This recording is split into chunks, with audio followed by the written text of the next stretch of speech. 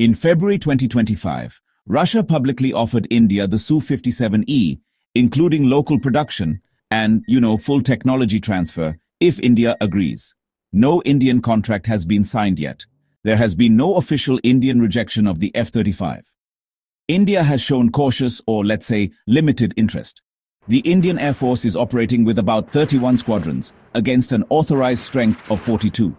The AMCA program achieved new milestones in mid-2025.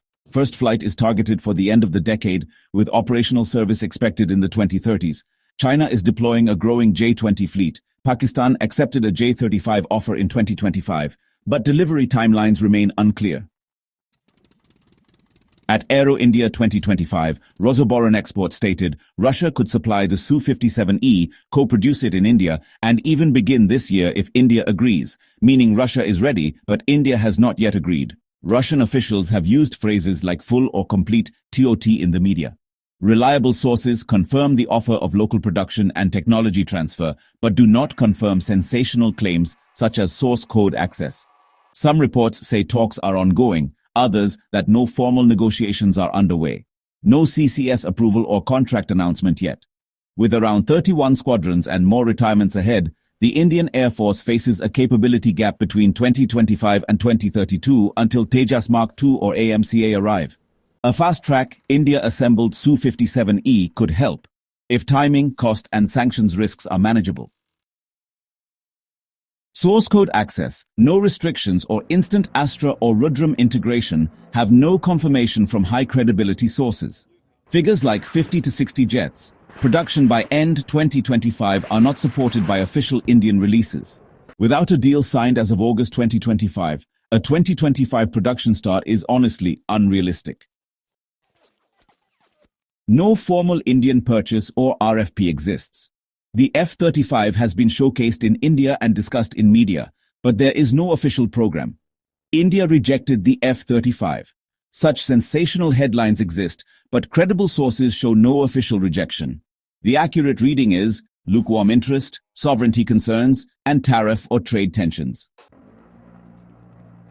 US systems have what's called end-use monitoring, and these software-centric maintenance systems like Odin and Elise. A lot of partners actually see these as limits on how much they can configure or modify their equipment. This whole idea of a digital leash, well, it's not just a feeling, it's a real policy factor. So, between August 4th and 7th, 2025, the US imposed these broad tariffs, including a hefty 25% on India. According to Reuters, India had apparently halted US arms purchases, though the Defense Ministry, they denied that. Over in Europe, Spain actually rejected the F-35 on August 6, 2025. Meanwhile, Switzerland is still going ahead with the F-35, but they've warned that these tariffs could definitely raise costs. Now, let's talk about the Su-57E export version. The pros? Well, it's got stealth plus super maneuverability. There's an option for domestic production, and over time, there's potential for more Indian content. Plus, it's compatible with Indian-Russian origin systems like the Su-30 MKI. But there are some cons and risks too. There are concerns about maturity and the production rate, and honestly, the export variant details are still kind of unclear.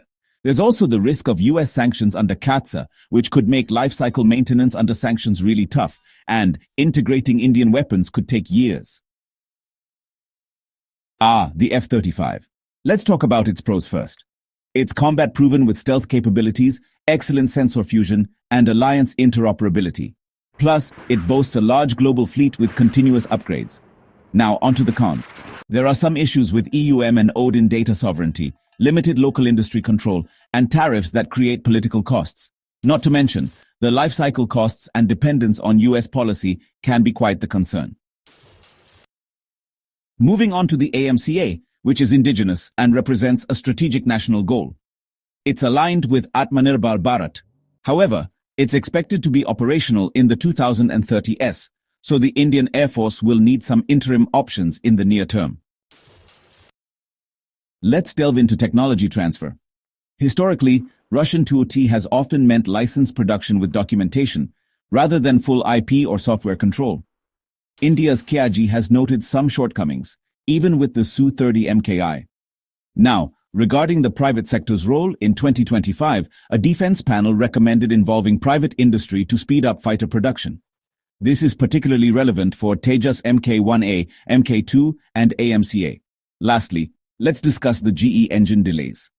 Delays with the GE F404 have slowed Mk1A deliveries, but GE and HAL now assure us that the supply is on track for the fiscal year 2025 to 2026. It's quite a good supply chain risk case study. So back in 2018, India exited the joint FGFA program over cost and technical concerns.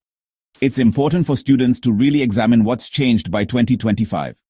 Now, looking at China, they're expanding their J20 numbers and even discussing possible sixth-generation programs. The exact figures are still unclear, but honestly, these trends do justify the Indian Air Force's urgency. And then there's Pakistan. Their J-35 announcement signals a potential stealth pincer alongside China. But, delivery dates, configurations, and training timelines are all still pretty unclear. If India decides to buy the Su-57E, let's say, 3 squadrons in the early 2030s, there are some clear pros. You get near-term stealth entry, a domestic work share, and valuable doctrinal experience for the AMCA era. But on the flip side, there are some real cons too. The risk of sanctions, Russian supply bottlenecks, and an upgrade path that's honestly quite unclear under current restrictions. So if India sticks to the current plan with Tejas Rafale and AMCA, the pros are pretty clear. There's sovereignty, stable Western maintenance with Rafale, and, a real focus on AMCA. But on the flip side, the near-term capability gap still remains, about 31 squadrons or so, and there's pressure from the J-20 and J-35 timelines. Now, if India goes for a Western stealth interim like the F-35 or something similar, the big advantages are best-in-class stealth and sensors. But honestly, there are some drawbacks too. Sovereignty and end-user monitoring issues, tariff politics, and pretty limited local control. A genuine Russian offer does exist, but India hasn't actually accepted it yet. And the so-called Golden Deal label? It includes marketing claims like source code access that aren't really confirmed by any credible sources. The decision is getting complicated now by US tariffs and the Indian Air Force's immediate squadron shortage. India faces a real trade-off between speed and sovereignty versus sanctions and long-term maintenance risks, with AMCA as the strategic end goal. IAF squadrons, about 31, even though 42 are authorized. US tariffs on India, 25% in August 2025, that's a pretty broad package. Spain and F-35. They actually rejected it on 6th August 2025 and are moving to Eurofighter and FCAS instead. Switzerland and F-35, they're proceeding, but they're warning that tariffs could raise costs. AMCA, expression of interest, was issued on 18th June 2025, and it's expected to be operational in the 2030s.